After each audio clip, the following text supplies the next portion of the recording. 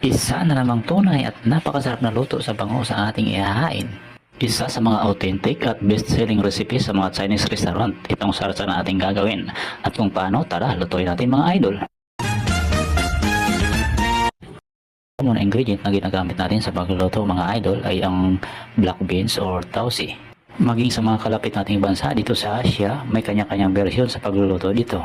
Pag sa Pinoy ulam naman gamit ang tausi, sasama lang natin ng kamatis at luya at kaunting tuyo ay napakasarap na. So mga idol, dito sa variation na isi-share ko, kasing sarap siya ng lasa sa mga Chinese restaurant kung matitikman ninyo.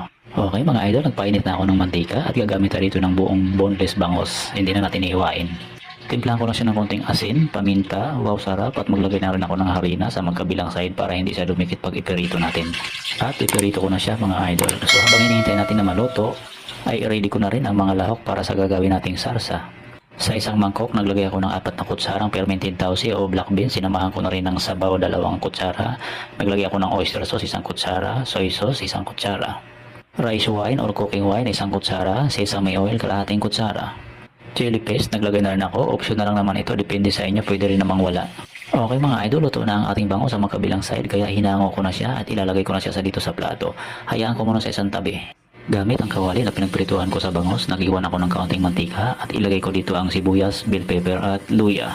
Maraming salamat nga pala sa aking mga bagong followers, viewers at siyempre sa inyong lahat mga idol na walang sawang sumusuporta at nanonood. At pagkalipas ng 1 minuto, medyo nag-light brown na itong ating ginigisa kaya kasunod kong inilagay ang sauce ingredient na tinimpla ko kanina sa bowl. Ayan, ilagay natin dito, simutin lang natin.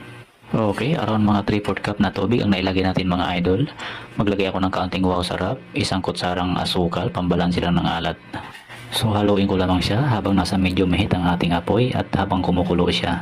Maglalagay na rin ako dito ng cornstarch na tinunaw sa tubig para lumapot siya ng kaunti.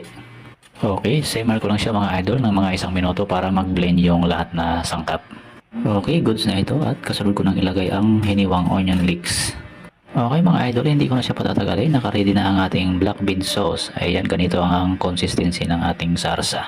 Ayan, sa wakas, ito na. Napakasarap mga idol. Boneless bangus with black beans or bangus with tausi Chinese style. Pwede rin ang ganitong luto sa ibang klase ng isda, manok or baboy. Pang-ulam or pwedeng-pwede sa panghandaan. Bahala na kayo mga idol. Try din natin ang ganito sa bahay. Okay mga idol, luto na ang ating boneless bangus with tausi. Halik pa natin.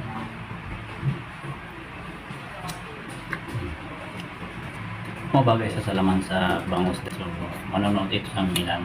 Tama-tama lang yung alat.